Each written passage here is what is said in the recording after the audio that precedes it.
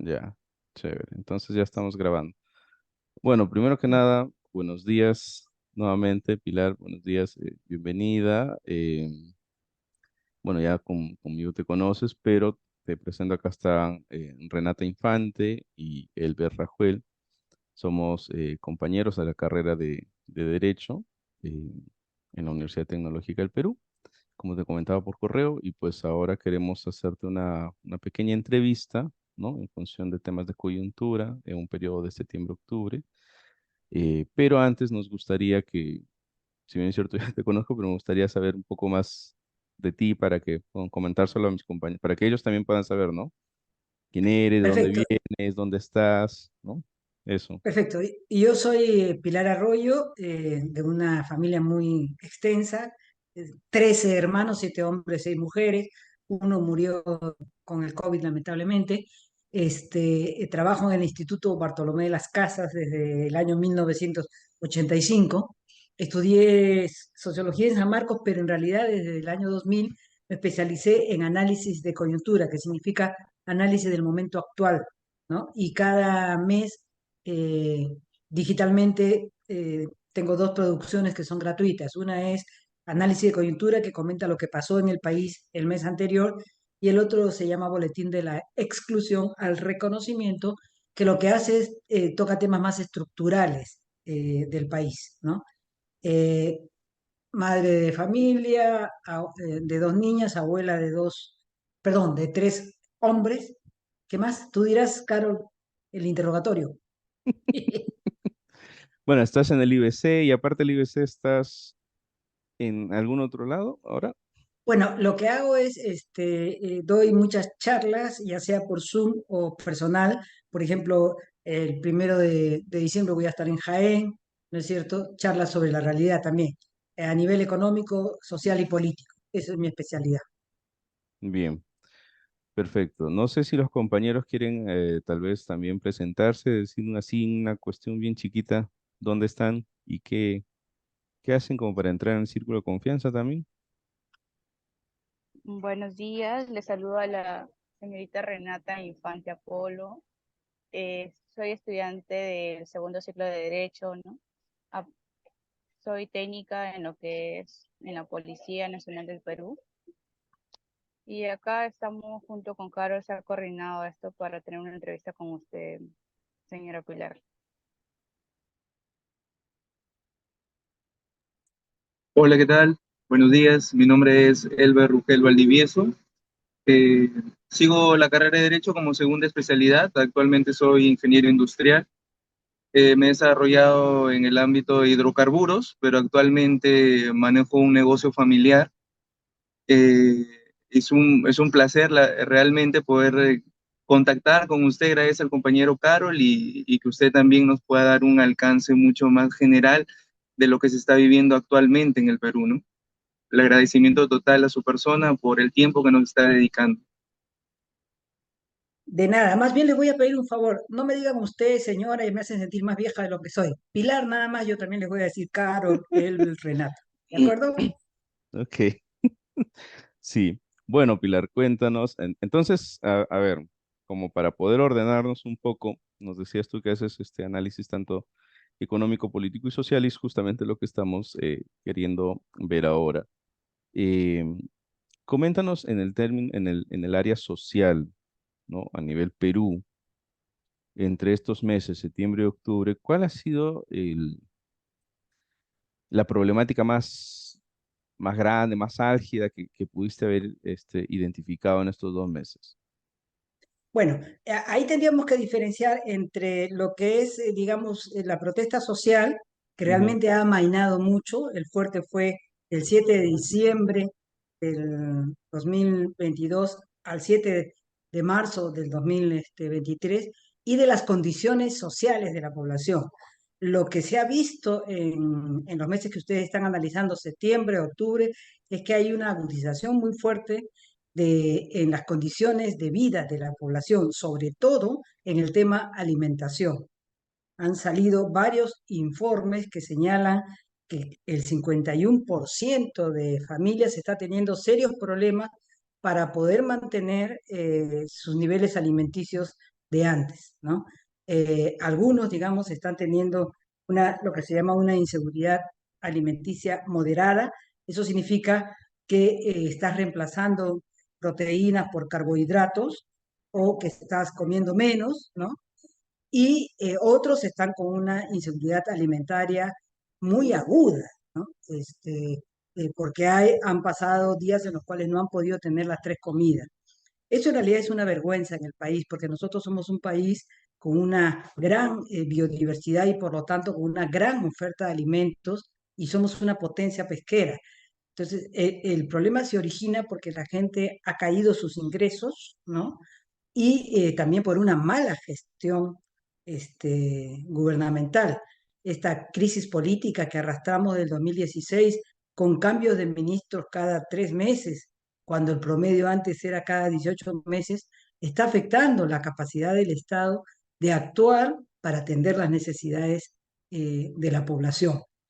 Ahora, en términos ya de conflictos sociales, lo más destacado que ha habido en los meses que ustedes están analizando es el del sector salud.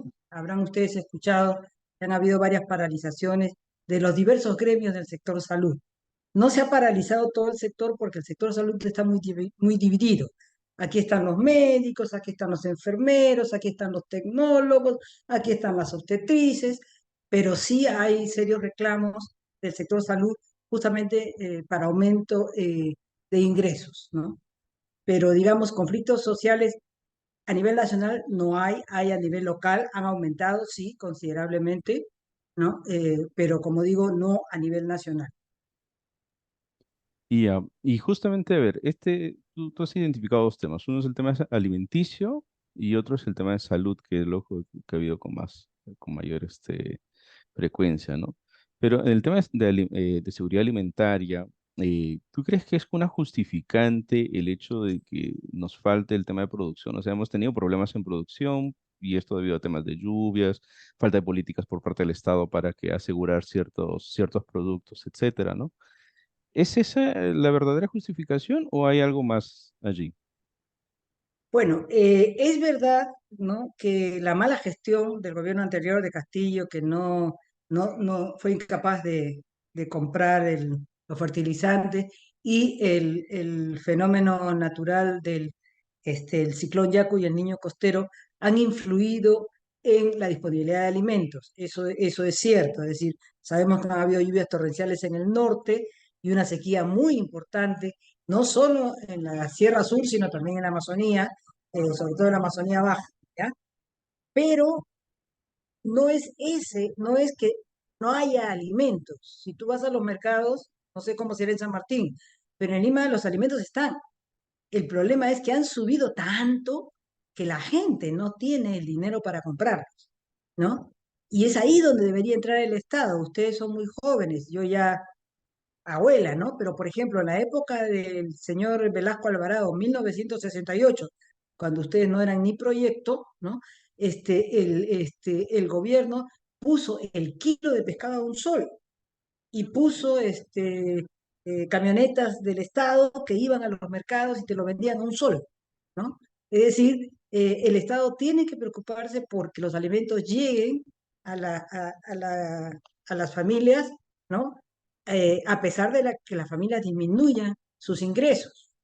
Y eso es lo que no hay en este gobierno, no hay ninguna preocupación por eso. Las señoras de comedores tienen que buscar cooperación internacional, la ayuda de congregaciones religiosas y presionar al Estado para que les dé alimentos, ¿no? Pero eso debería de ser una política estatal, porque ustedes saben que si yo estoy mal alimentada, me duermo en clases, ¿no? No tengo la misma capacidad de rendir, de atender. O sea, estás jugando con el futuro del país.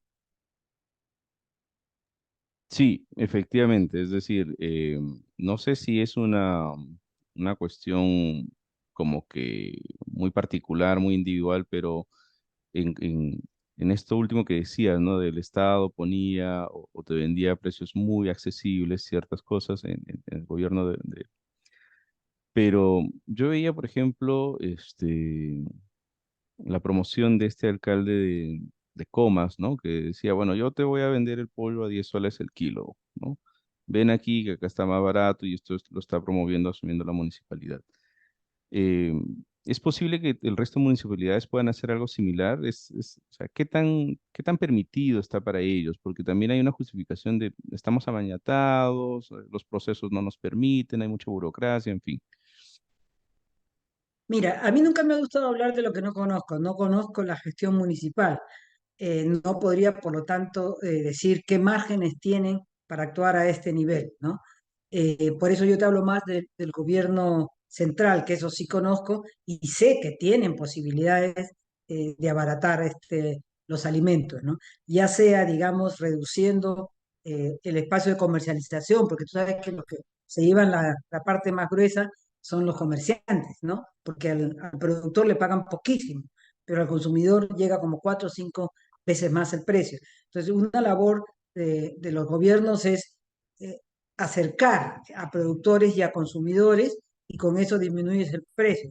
Pero otro es dar bonos alimenticios, ¿no es cierto? Es decir, dinero para que la gente pueda comprar o no darlo en dinero, sino dar en canastas familiares para asegurar que la gente pueda comprarlo, ¿no?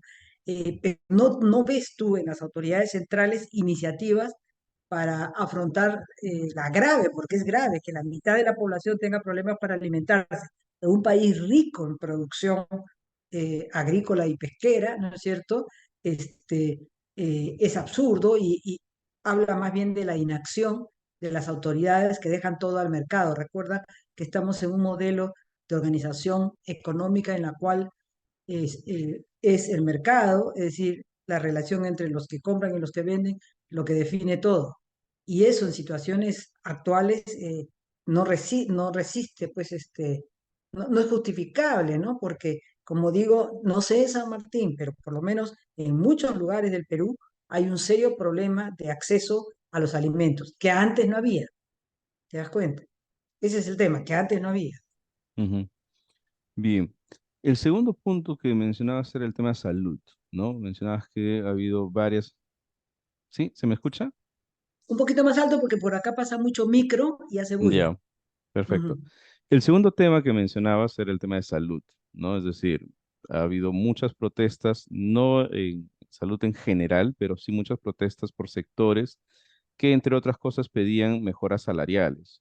Y uno creería que después de la COVID, ¿no? Que nos ha dado una lección, creo que a todos los países y a Perú en especial, y que nos ha dicho que la salud es importante, uno creería que salud no tendría por qué tener problemas a estas alturas. O sea, estamos hablando 3 años después del inicio de la COVID. ¿Por qué estos problemas se mantienen? Mira, primero que no hemos aprendido nada de la COVID. O sea, se suponía que luego de la COVID iba a haber una mayor atención a todo lo que era salud y que se había entendido que el Estado juega un rol importante en proveerte de salud. Pero no ha sido así. Se le dio más presupuesto mientras estuvo la COVID y luego terminó la COVID y redujeron el presupuesto, ¿no? Entonces, no está en las prioridades del gobierno atender la salud de la población. La idea es que el sector privado sea el que se encargue de eso, pero sabemos que el sector privado cobra. Y justamente hoy lo que tenemos es una disminución importante de los ingresos de la población.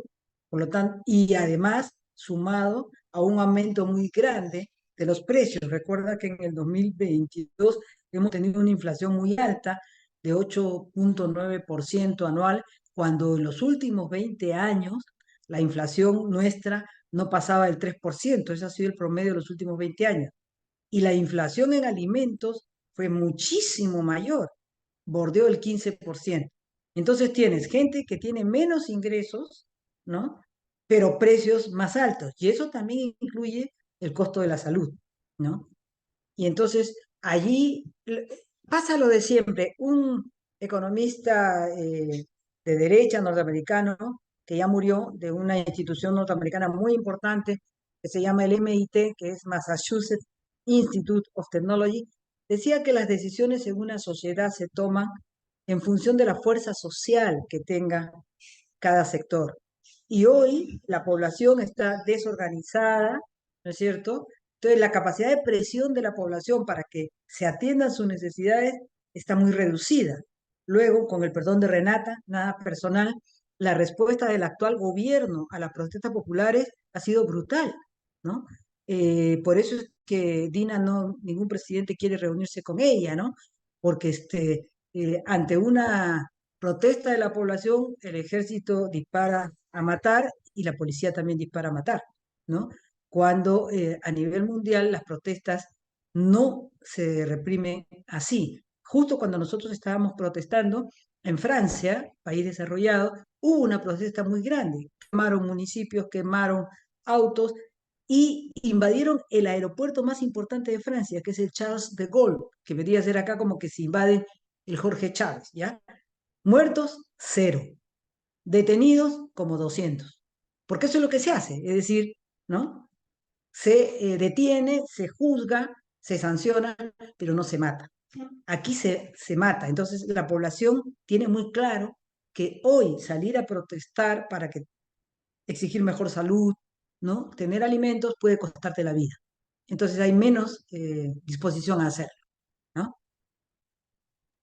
Y entonces esa podría ser como que la principal razón por la cual hasta ahora las protestas no han logrado el objetivo que tenían en diciembre, ¿no? Que era la destitución o la renuncia de Dina Boluarte. En realidad las razones son varias, ¿ya? Te menciono para no cansarte cuatro que a mí me parecen importantes. Primero, la ausencia del componente juvenil. En todos los grandes cambios sociales, no solo en el Perú, sino en el mundo, la juventud juega un rol importante por su capacidad de movilización. Hoy la juventud está ausente de ese espacio, ¿no? Y entonces eso le quita fuerza. Pero segundo, la fragmentación. Fragmentación significa, ¿no? Que tú estás queriendo que te aumenten el sueldo, Elber quiere que bajen el precio de los pasajes, Renata quiere, ¿no es cierto?, que sea más fácil entrar a la universidad. Es decir, cada uno tiene una demanda muy particular y que no la vincula, ¿no?, con la esfera nacional. Antes no era así. Cuando yo era joven, hace muchas lunas, ¿no es cierto? Cualquier gremio, cuando planteaba una demanda, la ponía dentro de un marco de demandas del conjunto de la nación. Entonces, esto sumaba.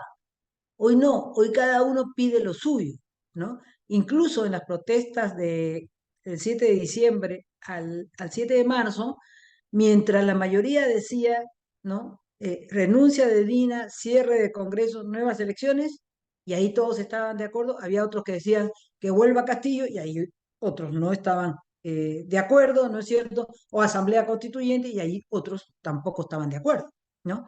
Entonces, ¿y por qué no podía haber acuerdos? Porque hoy, y esa es la tercera razón, ¿no? La segunda son demandas muy aisladas, eso es fragmentado. La tercera razón es porque no tenemos líderes. Las sucesivas crisis que ha vivido el Perú ha destruido los líderes políticos. No hay ni de derecha, ni de izquierda, ni de centro que puedan, ¿no es cierto?, articular, es decir, juntar demandas y dialogar para hacer un frente común. Ustedes ya no son tan jóvenes y sí tienen que haber vivido cuando cayó Fujimori, ¿no? Bueno, algunos no, porque sí son jóvenes.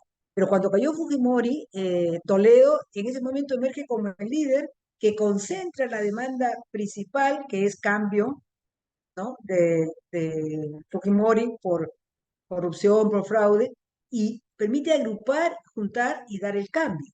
Ahora piensen ustedes en algún líder que tenga el respeto y la posibilidad de articular. No hay ninguno. Y la cuarta razón es la que decía al comienzo.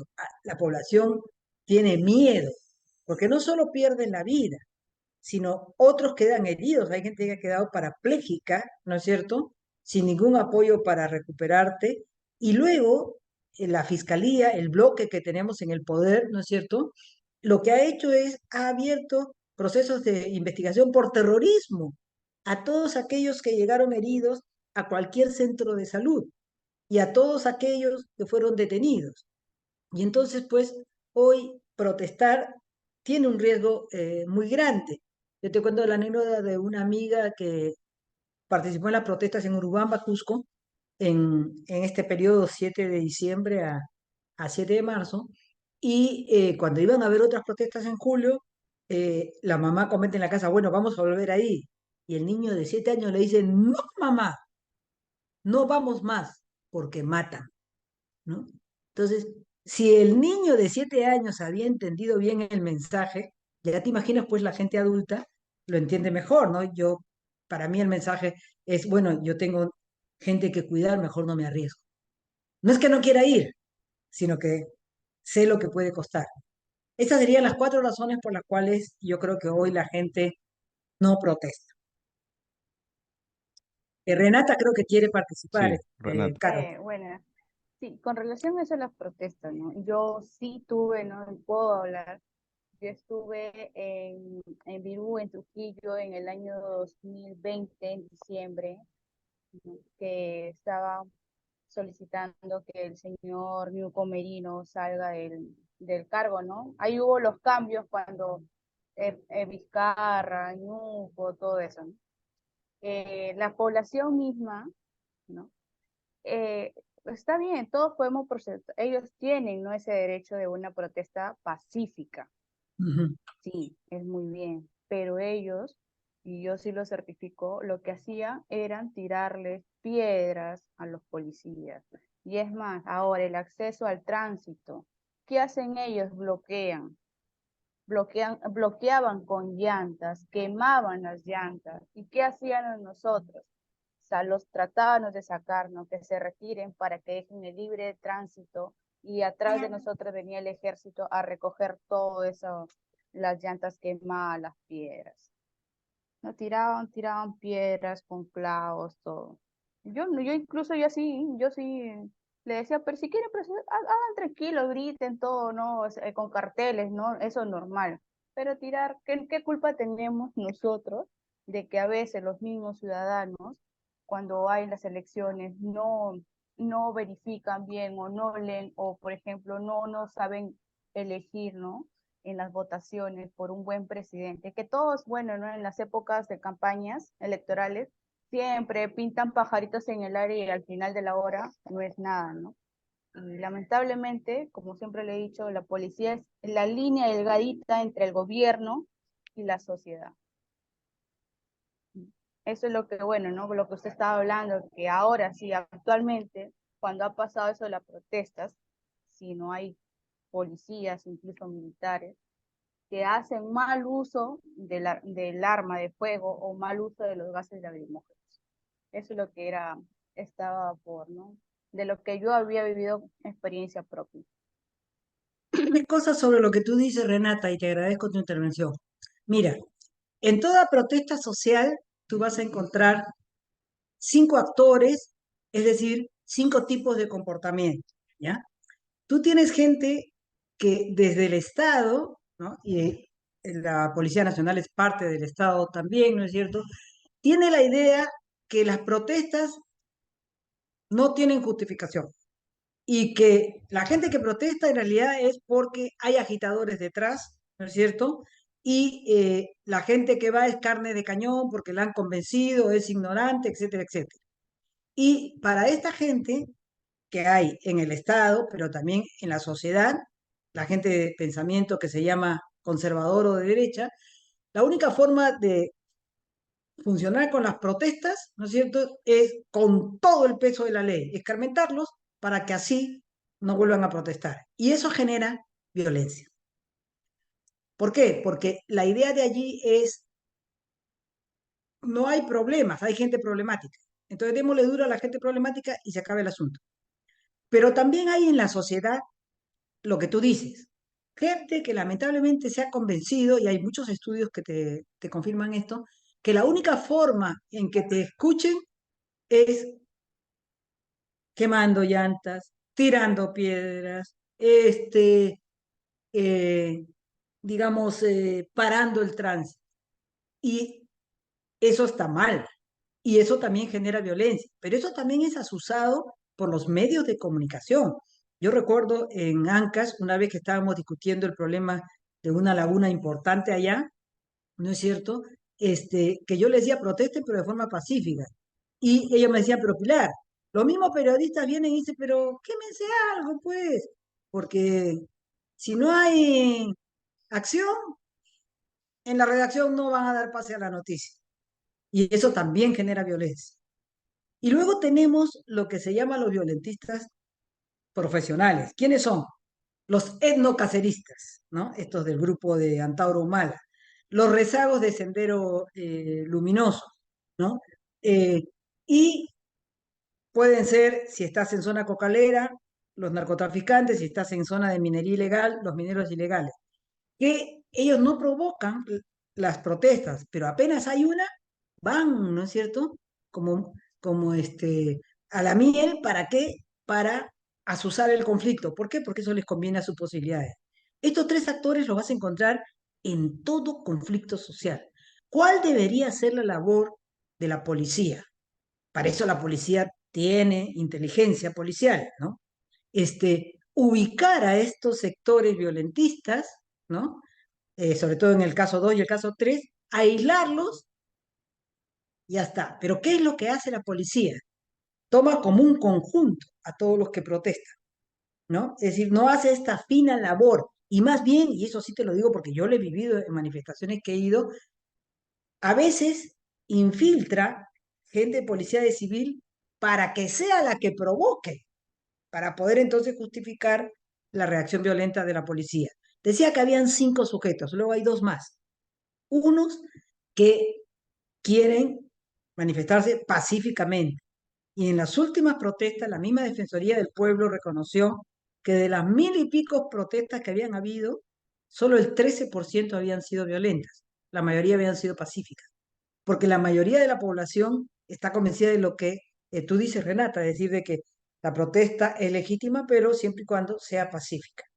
Y luego tenemos un quinto sujeto, que son los mediadores, que puede ser gente de la iglesia, que puede ser gente de la policía, que puede ser gente de otra institución del Estado, como la Defensoría, que busca mediar, es decir, que conversen, ¿no? Las fuerzas del orden con los manifestantes para llegar a acuerdos. Por ejemplo, yo no sé si ustedes recuerdan el caso de la Curva del Diablo, 2009, Bagua, ¿no? Donde lamentablemente murieron más policías que manifestantes. Ya, en otra zona de la selva, que no lo voy a decir porque entonces identificaría al mayor de la policía que tuvo esta actitud, ¿no es cierto? Se pudo producir lo mismo, pero ¿qué hubo? Hubo gente de iglesia que fueron a hablar con el mayor encargado de la seguridad de esa ciudad y le pidieron, ¿no es cierto?, que dialogara con la población y que no entrara a matar, como fue el caso de la Curva del Diablo, que ustedes saben que fueron con armamento de guerra, ¿no? Resultado, 0 muertos en esta zona, ¿no? Lo sé porque las religiosas que participaron en esa negociación me lo contaron, ¿no?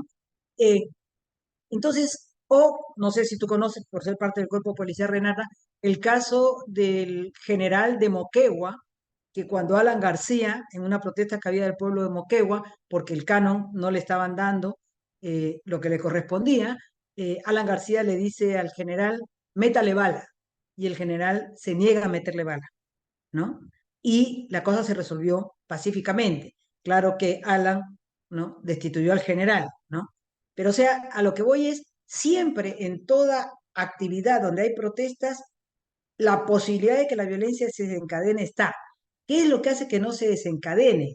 El hecho de que haya, ¿no es cierto?, gente desde el Estado, en este caso es muy importante el cuerpo policial, pero también desde la sociedad que busque evitar esa violencia, ¿no? Eso en cuanto a los factores de violencia que tú mencionabas, Renata, ¿no? Pero es cierto lo que dice, la policía está en, eh, en la línea más delgada, pero también es cierto que la policía tiene reglamentos y a veces no se cumplen, porque por ejemplo, yo he visto el reglamento policial y tú no puedes disparar una bomba lacrimógena a menos de una cantidad de metros, ahorita no me acuerdo si es 3 o 10 metros, ¿ya? Y hemos visto, no sé si ustedes vieron esa foto de la mujer campesina que traía a su niño que se acerca a la policía y le disparan directamente la bomba, ¿no? A menos de un metro, ¿no? Entonces también hay un problema de malos elementos que en lugar de ser sancionados y sacados del cuerpo policial, se hace espíritu de cuerpo, ¿no? O el policía que en Lima, a menos de un metro, dispara una bomba lacrimógena a la cabeza de un manifestante y lo mata, ¿no? Entonces, es complicado, yo entiendo, pero como digo, ahí lo que falta es tener una mayor eh, ejemplo de otros países. Mira Alemania, mira Francia, mira Brasil. En Brasil, ¿no es cierto? Asaltaron el Congreso y el Palacio de Gobierno, cero muertos, porque hay formas de controlar a la población, formas disuasivas, ¿no? Cuando quieres controlarla, pero cuando el mensaje que quieres dar es, si protestas te mato, pues hace lo que se hizo acá esos meses. Bueno, hasta ahí nomás. Bien, vemos que el tema social como que es bastante fuerte, bastante álgido, ¿no? Pero obviamente lo social está ligado, como decías al inicio, con lo económico y con lo político. Ya nos hablabas algo respecto a lo económico, ¿no? Con el tema de seguridad alimentaria, el tema de protestas. Siempre las protestas en alguna forma están ligadas con, entre otras cosas, mejoras, ¿no? De tipos económicos. En algunos casos mejoras salariales, en otros casos reducciones de precios. Y las reducciones de precios en cierta medida hacen de que pueda yo decirte que estoy protestando por mi economía, de cierta forma. En el tema económico, en estos 2 meses, septiembre, octubre, eh, ¿cuál ha sido cuál ha sido el mayor problema que se puede identificar en estos 2 meses? Ya, mira, justamente los meses que ustedes están analizando, se ha llegado al consenso, es decir, al acuerdo de que el país está en recesión. ¿Qué cosa es recesión? Es que el país no crece, no estamos produciendo riqueza. ¿Cómo se mide el crecimiento de un país? Por el Producto Bruto Interno. ¿Qué cosa es el Producto Bruto Interno? Es toda la riqueza que un país produce en bienes y en servicios en un año. Bienes, por ejemplo, esta ropa. Servicios, por ejemplo, esta charla o educación, ¿no? Eh, ¿Y qué es lo que hoy sucede? Que hoy, ¿no es cierto?, el país, y hay coincidencia, no está teniendo la capacidad de crecer. ¿Y por qué eso es importante? Porque si el país, cuando el país crece, eso significa que la torta de la riqueza se agranda y por lo tanto las posibilidades de que a ti, Carol, Renata, Elber, les toque un pedazo mayor son grandes. Pero si no crecemos, eso significa que la torta de la riqueza se achica. Y entonces eso significa que cada vez nos va tocando menos hasta tocarnos una lonja, ¿no? Entonces, en los meses que están ustedes analizando, ya todos los sectores han aceptado que estamos en recesión. Antes no. No, no es cierto, no estamos en recesión. No se puede hablar de recesión, etcétera. Hoy todos están de acuerdo en que estamos en recesión. Lo segundo es, una vez que constatas que estás en recesión, es decir, que el país no crece, tratar de explicar por qué, ¿no? Y entonces, en las explicaciones de las causas, todos están de acuerdo en que ha tenido un factor importante el fenómeno climático que ya señalé, ¿no es cierto?, del ciclón Yaku y el niño costero que trajo lluvias torrenciales en el norte y centro y heladas y sequías en el sur.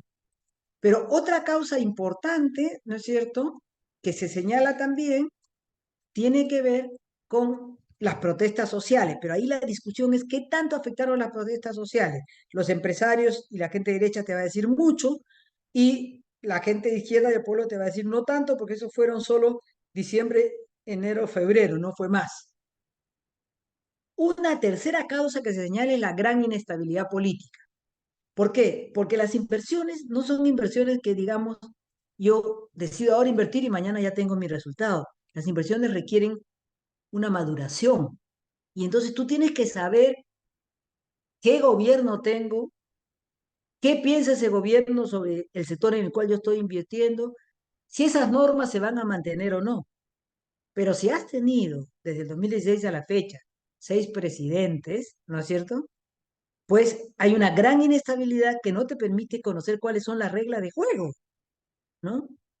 Y entonces la inestabilidad política también ha terminado afectando a la economía, cosa que antes no sucedía. Ustedes deben haber escuchado que se hablaba de que iba por cuerdas separadas la economía y la política.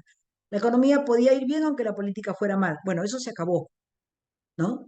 Y es muy sencillo. Para hacer una inversión muchas veces yo hablo con una autoridad, pero si cambio de ministro cada 3 meses, no solo cambia el ministro, cambian todos los mandos. Entonces, con el que yo hablé y con el que llegamos a un acuerdo ya se fue. Entonces, mejor espero a que esto se calme. Y entonces, eso también ha hecho que se retraiga la inversión. Y la cuarta razón es lo que estábamos hablando, pero no le habíamos puesto ese nombre, que es la disminución de la demanda. Se llama disminución de la demanda al deterioro de las condiciones de vida de la población, ¿no es cierto? Que hace que la gente disminuya sus compras, no solo en alimentos, sino en todos los otros bienes, ¿no?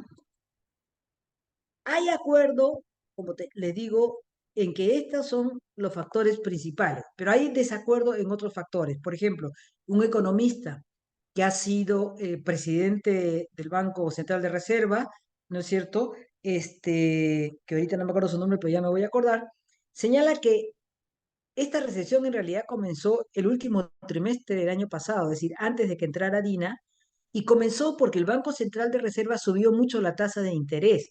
¿Qué es la tasa de interés? Es lo que yo te cobro por prestarte dinero, ¿no? Y él señala que cuando hay recesión como esta, una de las cosas que hay que hacer es bajar la tasa de interés. Y la tasa de interés del Banco Central ha estado subiendo desde que terminó la pandemia. Estaba en cero y la subió hasta 7,75.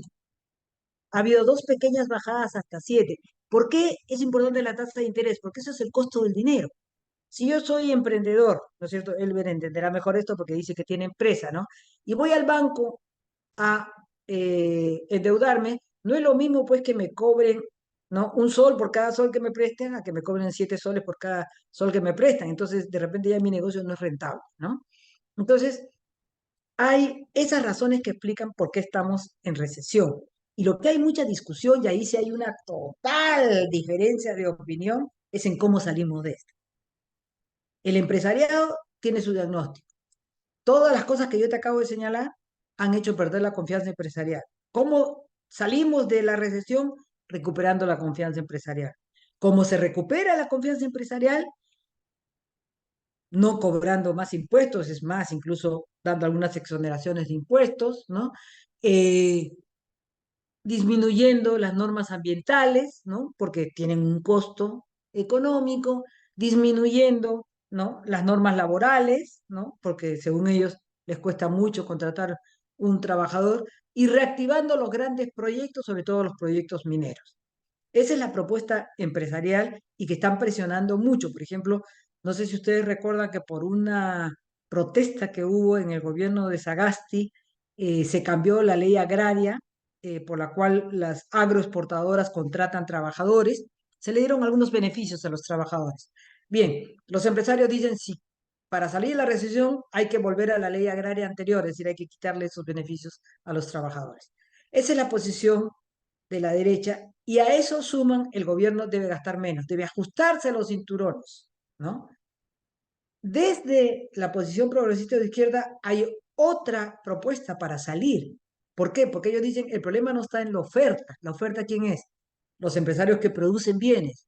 Y dicen, de nada sirve facilitarles que produzcan más bienes si en el otro lado no hay gente que compre, porque no tiene plata.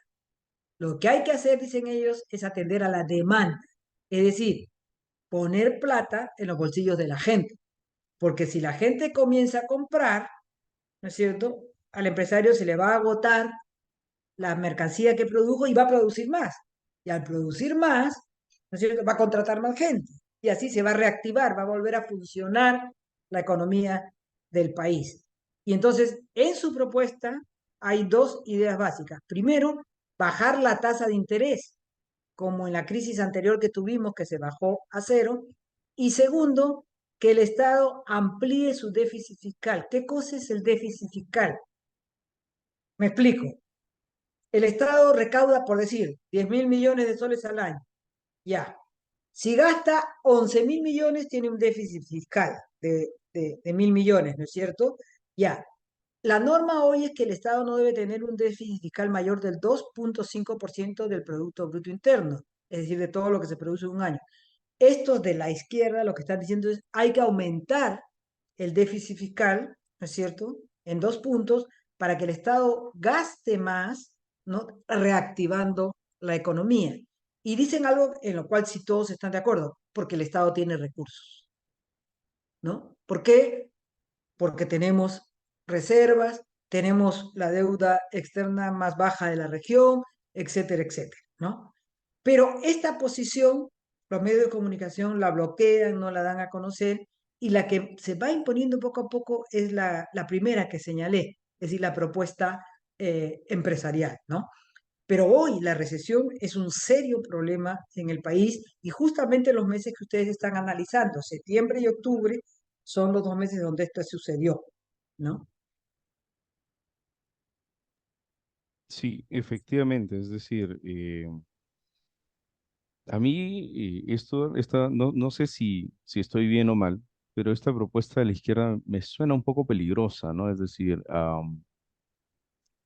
el, el, el permitir que el Estado pueda gastar más no puede terminar perjudicando más la economía en algún momento. Mira, yo no soy economista, ¿ya? Entonces no te puedo dar una respuesta definitiva, pero lo que sí, yo me guío por la gente que conoce, y en este caso, digamos, este, Darcourt, que es Dancourt, Oscar Dancourt, que ha sido presidente del Banco Central de Reserva, señala que es así como nosotros salimos de la recesión que produjo el COVID. Recuerden que el COVID nos hizo caer bajísimo, pero rápidamente salimos. ¿Por qué? Porque hubo estímulo desde el Estado y hubo baja de la tasa de interés. Además, ¿no es cierto? Tenemos los recursos. Otra cosa sería si no los tuviéramos, pero nuestras reservas internacionales son altas. Pero no te preocupes que eso no va a suceder. O sea, ¿por qué no va a suceder? Porque en política hay una cosa que se llama la correlación de fuerzas, que no viene a ser otra cosa de quién tiene más peso para tomar las decisiones, ¿no? Ustedes saben que una sociedad, todos tenemos opiniones diferentes, lo hemos visto ahora en diversos temas, en el tema de las protestas sociales, ahora contigo en el tema de economía. ¿Qué es lo que hace que lo que yo pienso y no lo que tú piensas se haga? El poder que yo tenga, ¿no? Y el poder es de diversos tipos. Y hoy nosotros tenemos un bloque en el poder muy poderoso.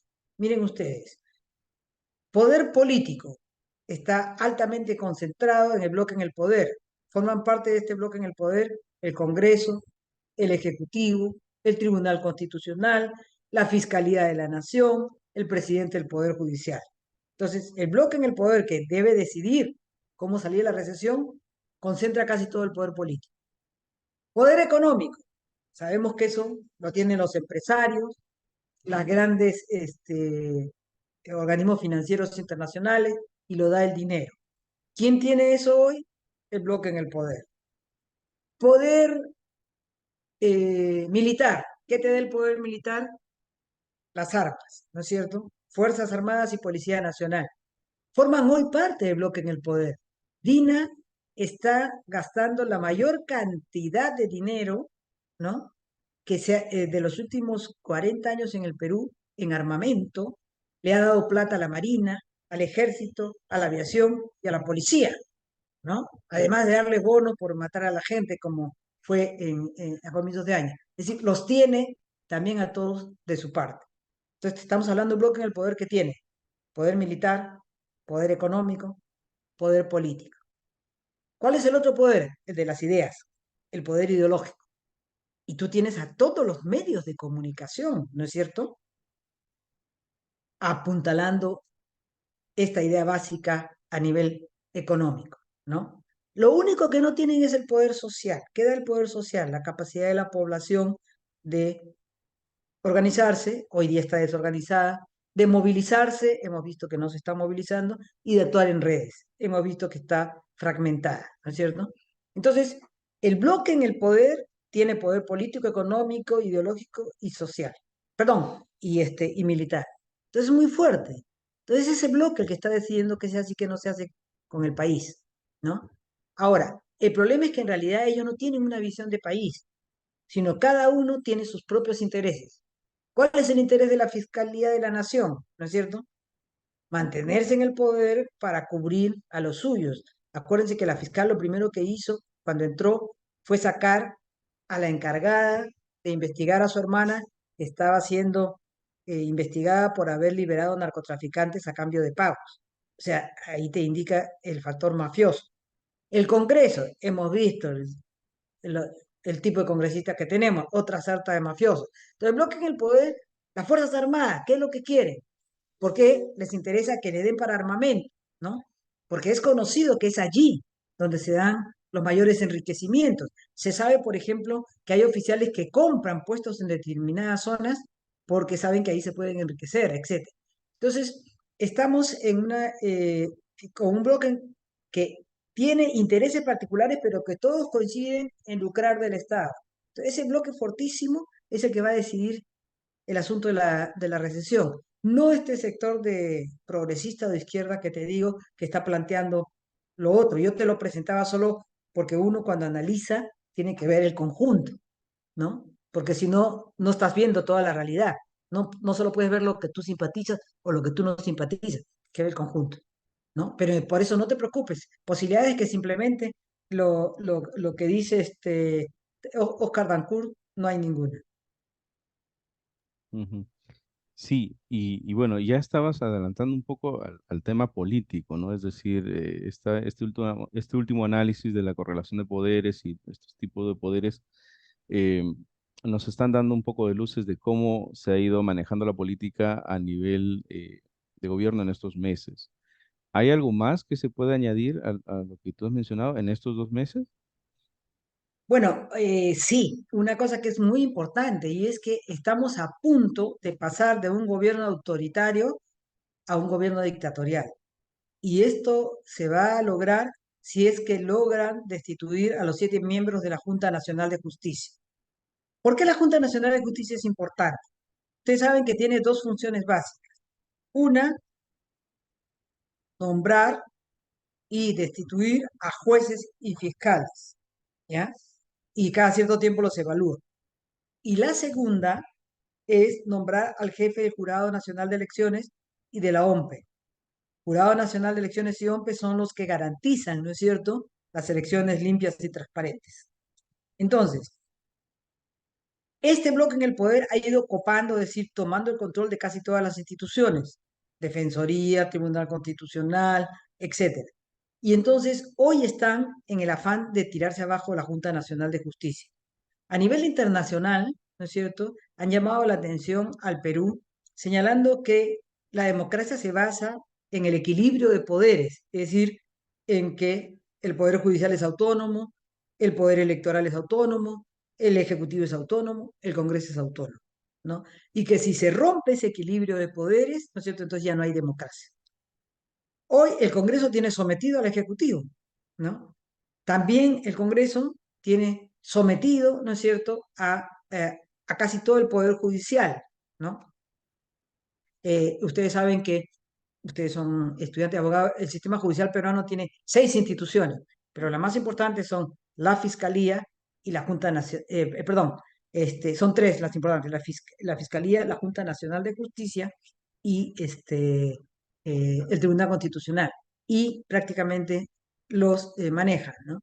Maneja al Tribunal Constitucional y a la Fiscalía. A quien no maneja es a la Junta, por eso quiere cogerla.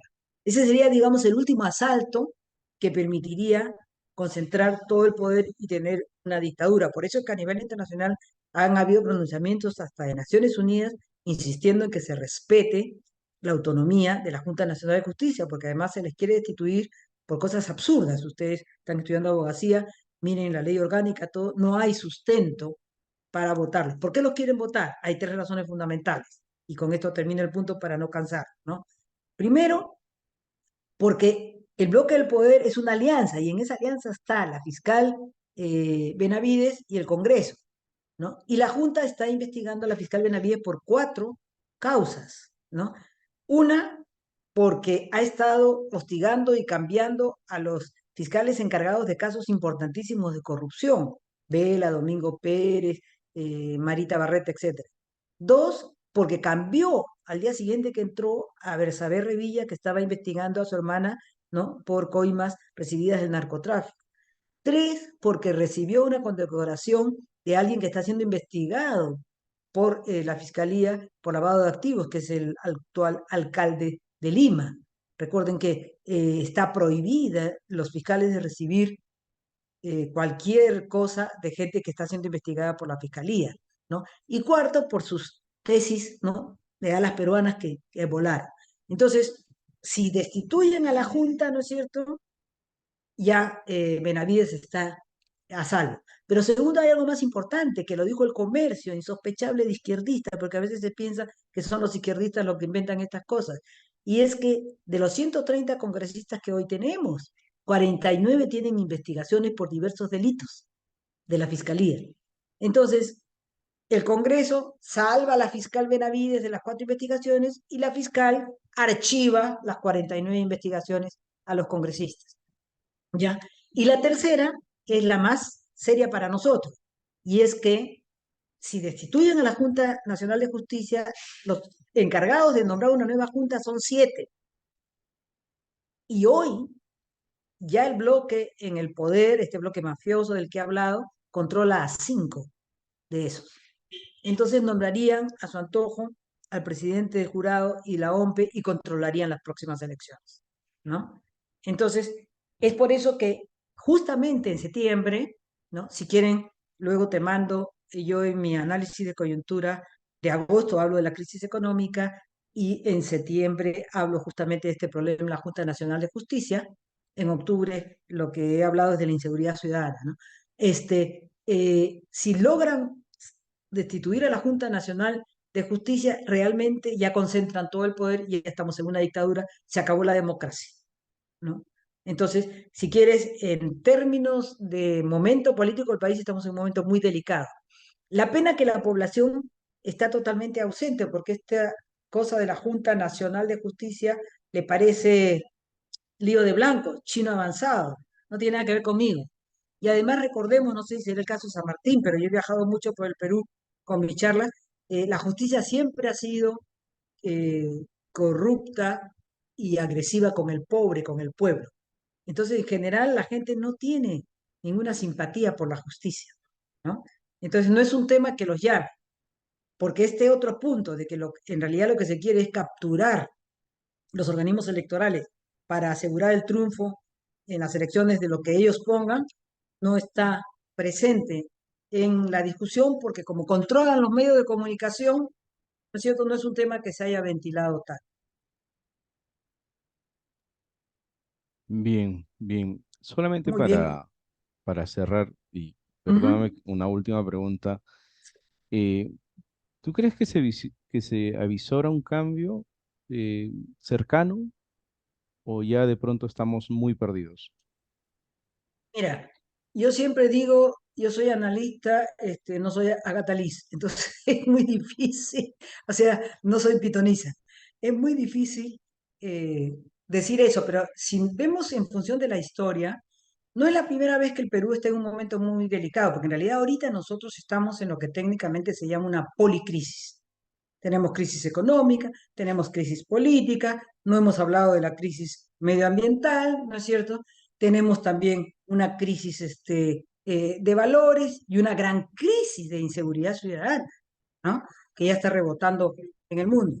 O sea, estamos en una situación delicada y en el periodo que ustedes están analizando, septiembre, octubre, todo esto se ha visto más claro y se ha agudizado, ¿ya? Pero también es cierto que en otros momentos de la historia del Perú también hemos estado al borde del abismo, como estamos ahora, y siempre hemos salido adelante. La capacidad de resiliencia, es decir, de resistencia y de sobreponerse a la fatalidad que tiene el pueblo peruano es impresionante, ¿no? Y entonces yo creo que vamos a salir. Ahora, ¿cómo vamos a salir? Todavía no lo sé. Lo ideal sería que se estuviera constituyendo un gran frente de centro, porque los extremos siempre son malos, extrema derecha, extrema izquierda, que son los que hoy tienen el manejo del Parlamento. Extrema derecha, Fuerza Popular, Avanza País, Renovación Popular. Extrema izquierda, Perú Libre y todos los que se han salido de Perú Libre. Eso es lo que hoy maneja el país. Esos extremos no nos conviene. Lo que nos conviene es una amplia coalición de centro que junte las diversas demandas y que piense en el país, no solo en su pequeña parcela. Yo creo que eso se va a ir construyendo poco a poco, esa es la esperanza que tengo. Pero decirte qué va a pasar, como te digo, creo que ni Agatha Liz podría decir. Pero gracias de todas maneras por la confianza. Espero que haya ayudado en algo y les voy a mandar esos 3 últimos análisis para que los compartas, que pueda ampliar un poco lo que les he dicho ahora. Ujú. Sí, bien, muchísimas gracias, Pilar. Muchísimas gracias también a Renata, a Elber. Voy a pedir nos quedemos un momento luego. Y de verdad, nos has ayudado bastante, nos has ayudado a abrir un poco más el panorama. Justo era algo que les comentaba a los chicos mucho antes de que tú ingreses, es que aunque creemos que el periodo es corto, ¿no? Solo son 60 días entre septiembre y octubre, pero en esos 60 días han pasado muchísimas cosas, en términos coloquiales, 800.000 cosas, ¿no? Y eso hace que en cierta medida el análisis sea necesario, ¿no?